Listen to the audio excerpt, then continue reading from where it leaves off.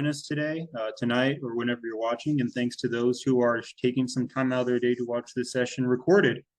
My name is Christian Villegas. I am the program director for the Parchment Pathway Fellowship Program here at the Texas Institute for Leadership and Business Management. All right.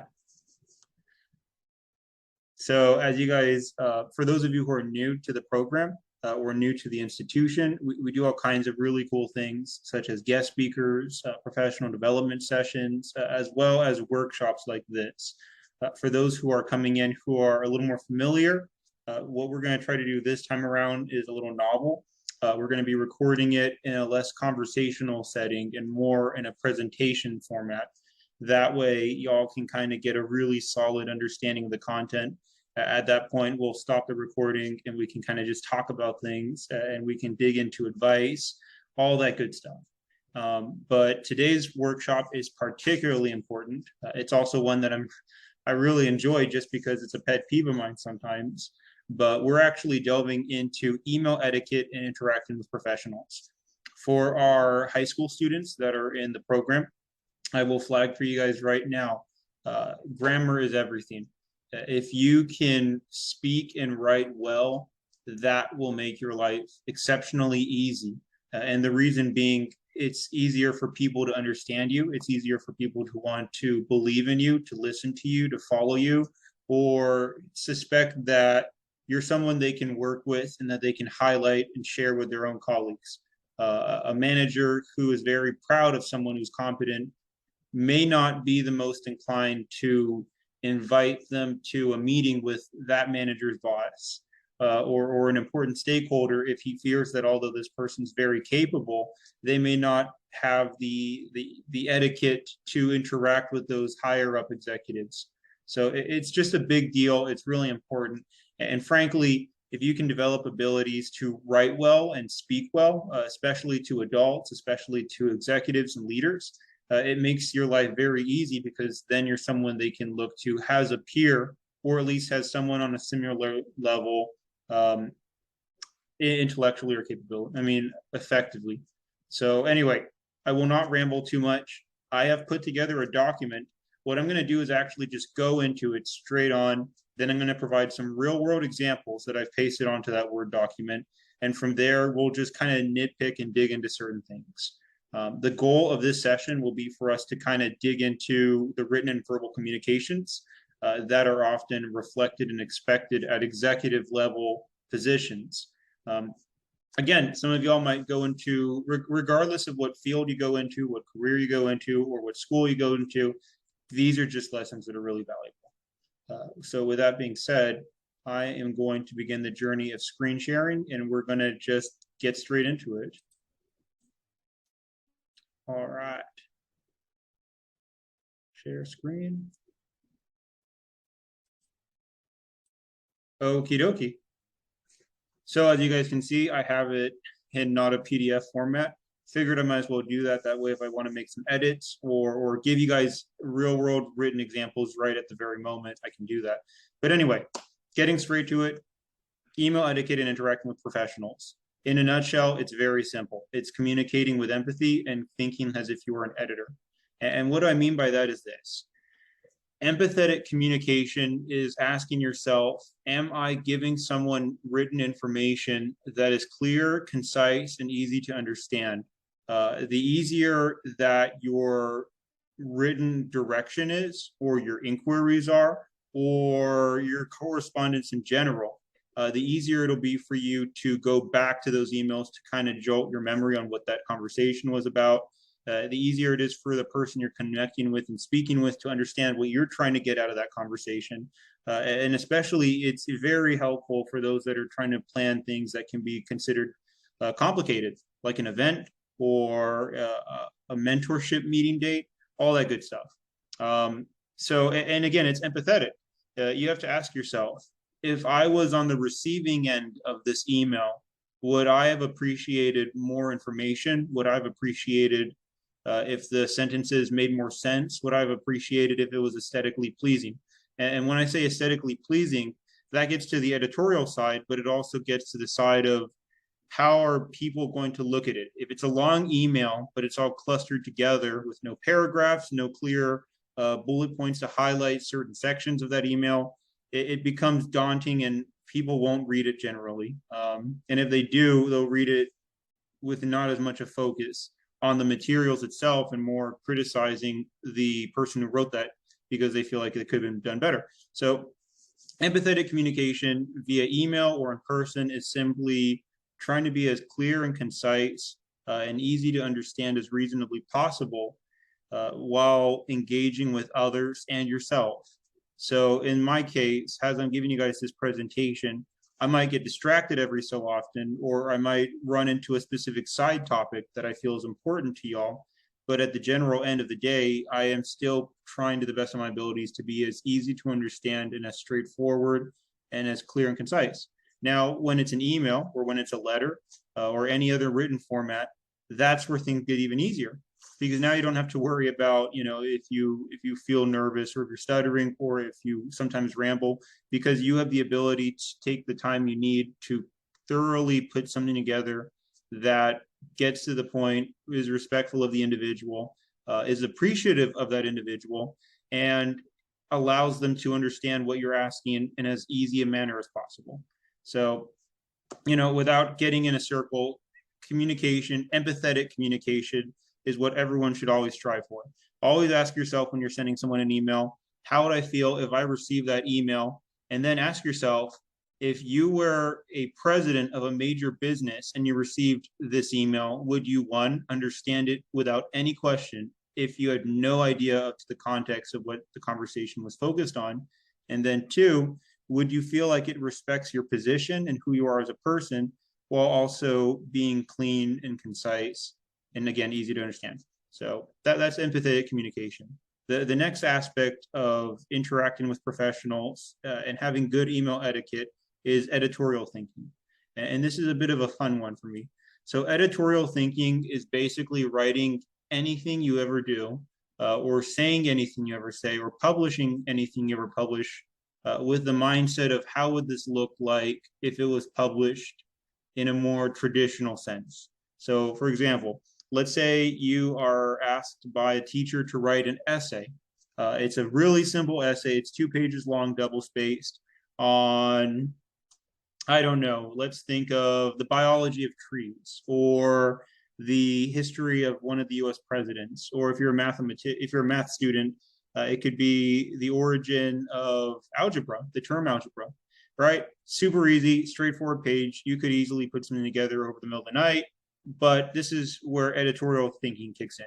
So if you have the ability to write an essay that is clear and concise and easy to understand, you have achieved one of the most important things that you can ever do as a professional.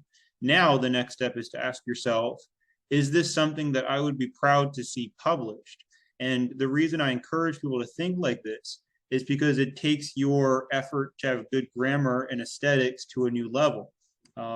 Books have aesthetics. The way someone writes a sentence in a poem is it can have an art to it. The way someone writes a story in a book, a novel, has an art to it. The way professors and researchers write their reports, there's an art to it. There's an aesthetic to it. There's rules to it. And when you're writing anything, always ask yourself, what are the norms within this industry for how this should be written? And then secondly, ask yourself, even if no one will ever judge this essay or this email or this report, aside from my boss, or my colleague, how can I make it something that hypothetically I could see on a newspaper article, or I could see on a web page, or I could see that my teachers share with my parents, my friends, or the principals, right? And that's a mindset that allows you to not pursue perfection, but excellence. And that makes your life a lot easier because the harder you work to have high quality written content that is easy for people to digest or at least translate and understand, the better you're going to get at it. And in the long run, that is a big part of what employers are looking for and what subordinates are looking for, because it just makes, again, their lives easier. So this also gets to another thing, and it's called record keeping. You've probably heard, I'd hope, that anything you publish on the internet is written on ink. And that's very true. But again, people say a lot of things on the internet. So you might forget what you said at one point to someone, or maybe in general, you probably are going to say a lot of stuff over emails, over social media posts, and et cetera, et cetera. But when you're thinking in the editorial publication mindset, now you're looking at all your posts and saying, is this a post on social media that'll hold up in 5 years? Where even if my opinions change or my views change or my ideas change, I can look back on that post and say it was well written. It tried to elaborate on the idea as clearly and concisely as possible, and it was respectful to other people's and their beliefs and ideas. And if you feel that's the case, you've done a good job. And this is where things get really interesting, because as we go into the workforce, as we live in a modern era where we have social media, if you can say that you met all of those prerequisites, that means that you can defend that post and say, if for whatever reason someone says something that that they disagree with you, or that you said this years ago, you can say, yeah, I said that, but that was when I was younger. And to be fair, the way I wrote it highlights my arguments at the time. So it's a great tool, to protect yourself. Again, if you're writing with empathy for others and how they might interpret your information, and you're writing as if you were trying to be published, or thinking, what if it was published? It forces you to create a narrative for your content that is professional by default, because you want to be considerate of everyone else and their possible concerns and ideas. But anyway, so that's a good thing. Thinking in the editorial mindset as if, what if this was published, allows you to begin the journey of preventative writing, where if you send an email to your boss 2 weeks ago or a month ago, and for whatever reason you have to go back into your inbox and look through the emails you sent to find that one, to figure out what your boss was asking you to do, you can quickly find the email and say, oh, so this makes perfect sense. Because if you forgot what your boss had asked you to do, and then he gets back to you and says, hey, Jim, how goes that project? You can quickly go to your old emails and see what you sent him, what he had talked about with you. And because it was clear, concise, and easy to understand, because you might have forgotten that conversation, it's very easy for you to get back in sync with it. So that's the general gist of thinking editorially. It encourages you to look at your writing with an aesthetic beyond just the utilitarian side of do this, do that. This is how the essay looks. This is how the essay should be. And it also allows you to feel more comfortable with your writings, even years after they've been either shared on social media or sent to a boss, or just sent to yourself. And that's a big deal, because that gets to looking at your light under a critical lens. Again, I really want to stress this for y'all. If you're writing content with the intent to, just with the mindset that what if it was published, or what if a bunch of people saw it, if they are looking at it with a critical lens to judge you, or just to analyze the situation, it makes everyone's lives so much easier, and it protects you in many ways, because then you develop that reputation of being very, again, I hate using the word easy, but this is the core of interacting with professionals. How easy can you make it for everyone? And that makes you reliable, and that makes you dependable, and then that makes you the person they want to connect with and have do certain topics and projects that are more difficult. So anyway, I've ranted on for a little bit too long. I'm going to get straight into the examples, because that's where you guys are going to get to see what I'm talking about. These are examples that come from real correspondence between myself and others, and hopefully they'll give you an idea of what an email should look like and what correspondence should look like in general among peers and professionals. So with example number one, the context was I was working with some stakeholders on developing an event, an educational event for a local school district, as well as the cities that surrounded that school district. So this is the email I received from one of my peers, who is higher ranking than me. He's higher ranking in that school district, but he's still a peer in the sense that we're doing collaborative projects together. And as you can see, this gentleman, he's had quite a long time in the workforce. He is an attorney. And if you look at his email, it's straight to the point, but it's easy to understand. He highlights what he was thinking, what I'm thinking, the situation. He adds some extra details, and then he bullet points things. That way, there's no way I can confuse or misunderstand. My response is very similar.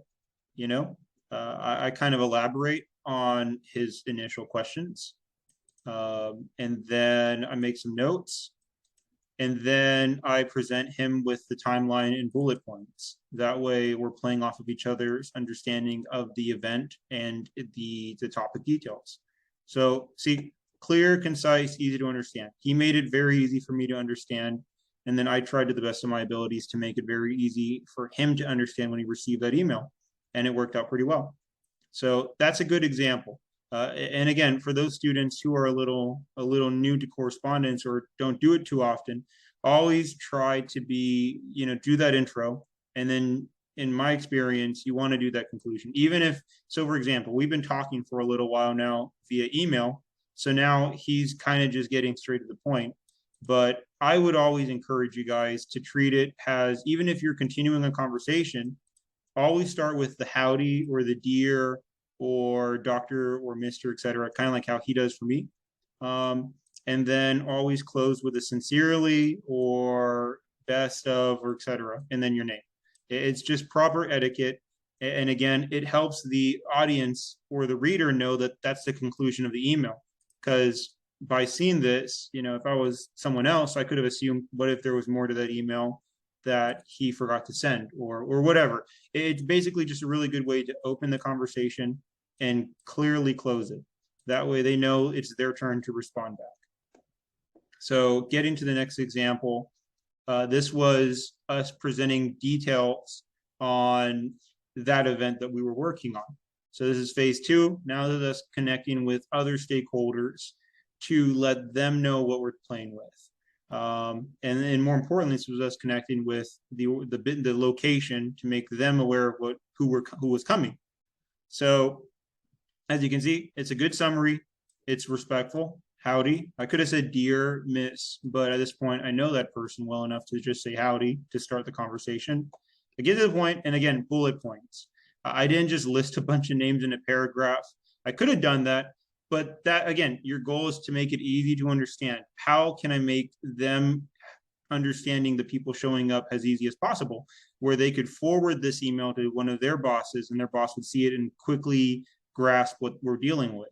So instead of just having a paragraph with all the elected leaders and other people attending, we separated it, and then we bullet pointed it, and then we added a few extra details. And then again, this is more of a preference, but instead of using the word 5 spelled out, I just put the number 5. That way there's no misunderstanding. There's no risk for a typo or misspelling. It's straightforward. We will probably borrow 5 mics. And again, numbers are just easier for people to look at and see, oh, okay, so they need 5. Rather than, because again, in the professional world, workforce professionals are going to get a lot of emails throughout the day, and there is email fatigue. That is a thing. So, if you see a number, it mixes up the aesthetics. So it's not just them reading a bunch of words. Now they get to see them in numbers. It's just visual stuff. So yeah, straight to the point. Pretty cool. So now I'm going to show you guys another example. And this was from a student who we had connected with a career mentor. And as you can see, their emails it's all right. Pleased to meet you. This is their first email to that person. So, traditionally I would recommend dear Miss Monzone. And in fact, I'll make those edits right now just so you guys can see.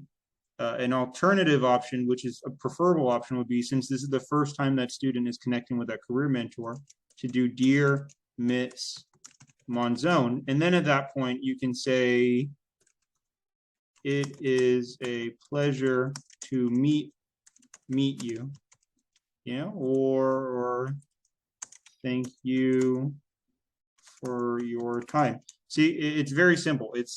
That's a clear starting point, and it's starting with a highlight. Dear Miss Monzone, or howdy Miss Monzone, or hi Miss Monzone. This is the first time that student's interacting with that person, so you do that. that's for anything, for any correspondence you have with anyone. Always start it off with dear or hi or Mr., etc. Don't use the word hi. That's just don't do it. And since most of us are based in Texas, I would say use howdy as an alternative if you don't want to say dear, et cetera, et cetera. But don't use hi for your intro email. But see, so I was wondering what time you'd be interested in. Look at this. Not to knock on the student, but grammar is important. People will take you when a person doesn't get to see you physically and know what you look like in your demeanor and how you speak. All they have to reference what they're dealing with is by your grammar if it's an email. So that's a big deal. You have to, if you're going to ask them a question, include a question mark. Grammar is a big deal. The student highlights their best dates and times, which is really good. 3 p.m., that's not a big deal. But again, you want to be as clear and concise and easy to understand as possible. So we don't know if Miss Monzone is located in the West Coast, the East Coast, etc. Right? That's an assumption from this student that this person is based in Texas with them. So they sent my best times are 3 to 4, but 3 to 4 when. So this is where empathetic communication comes in. Even if you know for a fact that the person you're connecting with and speaking with is based in your time zone, it is always in your interest to put the time zone nonetheless. So, for example, if Miss Monzone was based in the Central Time Zone,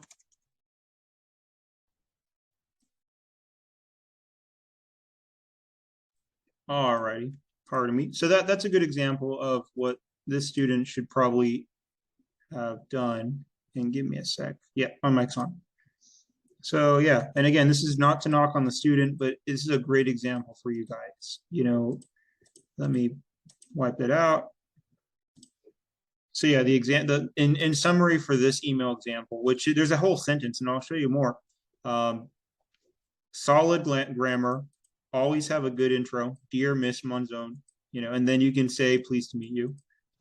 Be as easy to understand as possible. So don't leave anything to assumptions. 3 p.m. Central Time or Eastern Time. And then thank you. That should have been like this, and then the student's name, right? So this gets to another aspect, and this is my email to her. So in email correspondence, I always encourage people to always, what will be the word?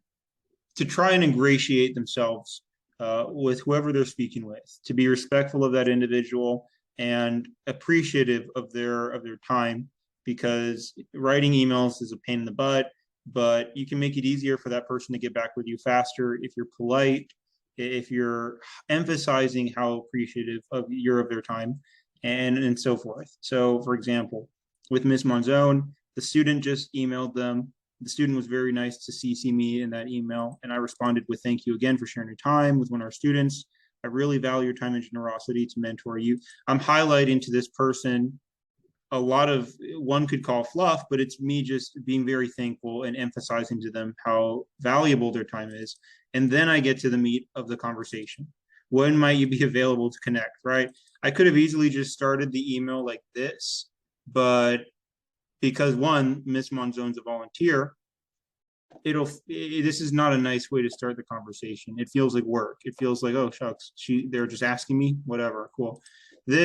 All of this adds, it's fluff in a sense, but it's also creating a relationship via that email correspondence that softens the business work side of the discussion. And then again, everyone has their own writing style, but it's good to try to be as positive and appreciative of people when you're communicating with them. Let me really quickly see if I did that in the previous ones. Yeah, check it out. Thank you again for allowing us. This lady, Miss Kathy, works for these guys, right? I don't have to thank her. We already have locked in most of those details, but being very appreciative and just highlighting your value for other individuals is empathetic. It's cool, and it makes your life easier when you're working with them. Let's see with Dr. Tobert. So with Dr. Tobert, the conversation had already been going on for quite a while.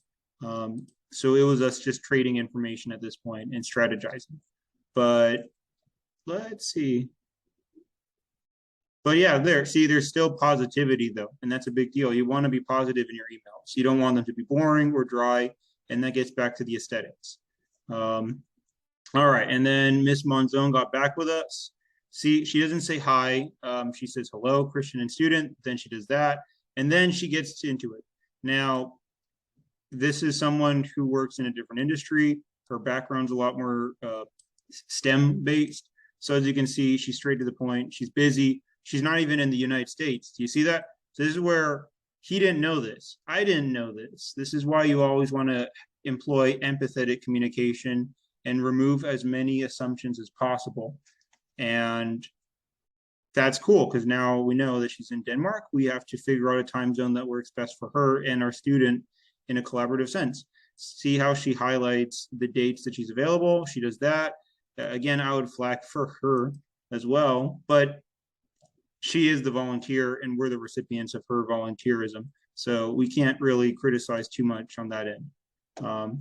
But if we're the ones asking for something, or if we're working with a subordinate, or even if we're working with a supervisor, you always want to just be as clear, concise, and grammatically sound as reasonable.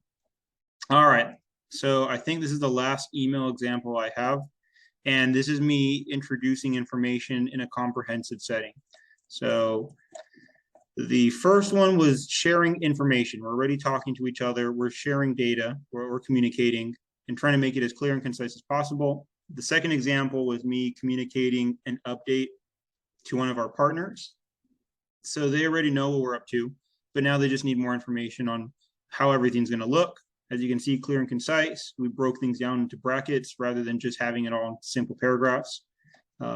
This is correspondence, where we're introducing ourselves to someone to build a relationship with, a professional relationship.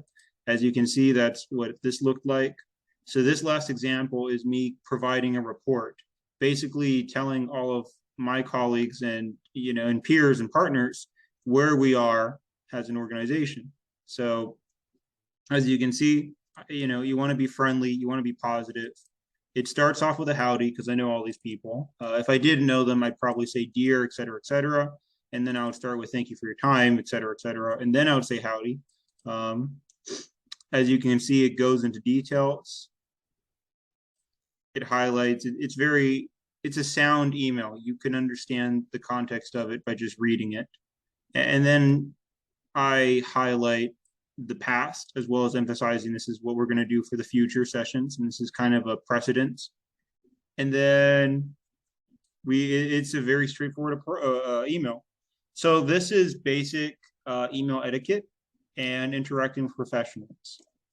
So I'm going to stop the share.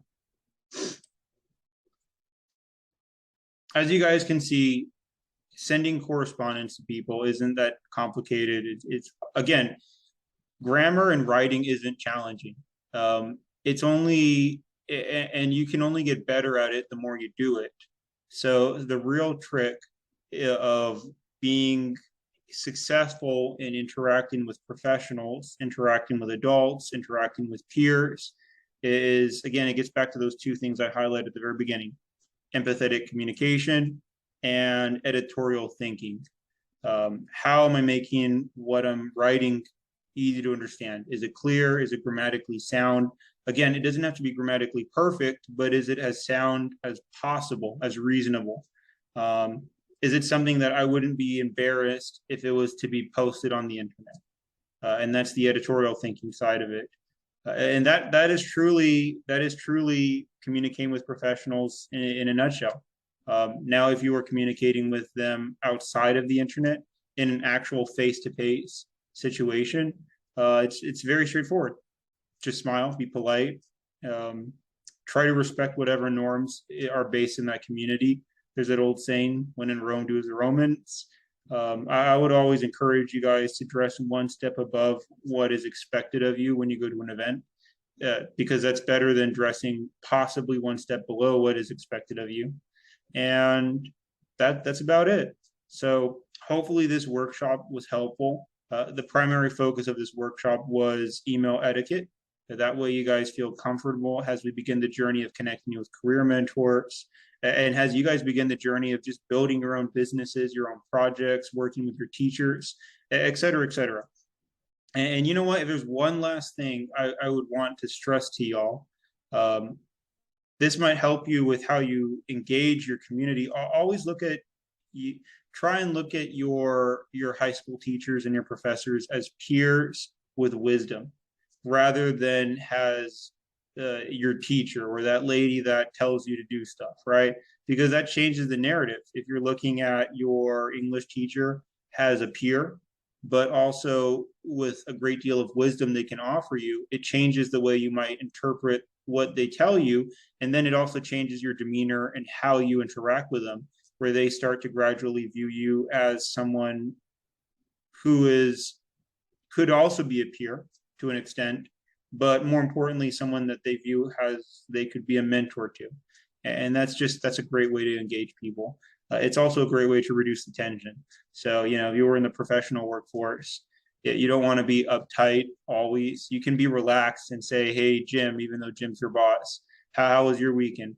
But as long as there's still that respectfulness and that desire to be professional, it's usually pretty easy to engage others. Um, anyway, hopefully this was a pretty solid workshop. Hopefully it was straightforward, easy to understand, clear and concise. I know that I sometimes do ramble on myself, and I apologize for that in advance. If you guys have any questions, feel free to email us at the website or to our email if you already have it. And yeah, I will end the recording and kind of go into individual workshop discussions with the students. So talk to you guys in a little.